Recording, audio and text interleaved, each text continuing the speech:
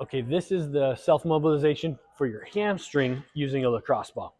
You'll want to find a surface that's pretty firm. It doesn't have to be as hard as this wood, but it shouldn't be your bed or a soft couch or anything. Your hamstrings, they connect to the sit bones back here on your pelvis, and they're going to come around and attach on each side of your knee here, okay? So you can kind of break it into like medial or inside and lateral outside. We're going to show you can kind of floss and get that tissue kind of moving. So starting with the outer side, you can kind of see the little tendon, kind of put it not down by your knee on the tendon, but 2/3 of the way up or a third of the way up, and then let your leg kind of sink over that. You might kind of go back and forth to make sure you're right on that muscle belly.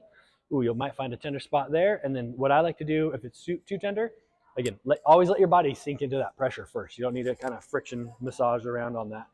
Once you can tolerate that, you can start flossing or moving that leg through range of motion with that pressure. And what that's doing is allowing that fascia and those fibers of the muscle tissues to glide across that pressure, freeing up those tissues. So when you go to exercise, contract, stretch, it feels better. Again, you can kind of work your way up towards your ischial tuberosity, it's called, the sit bones there on the outer side, and then rinse and repeat coming on the medial or inside of that hamstring.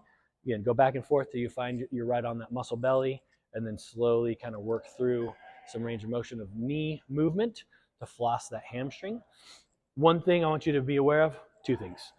Don't go past your pain tolerance. As soon as you feel like a little tenderness and pain, kind of just stop there and let your body get used to it so you're not tensing up in response.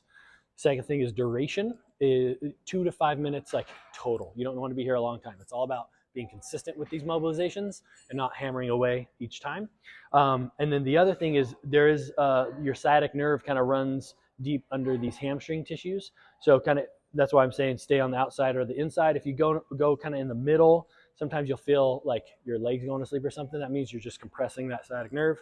Just hop off of that so you're not causing any kind of irritation.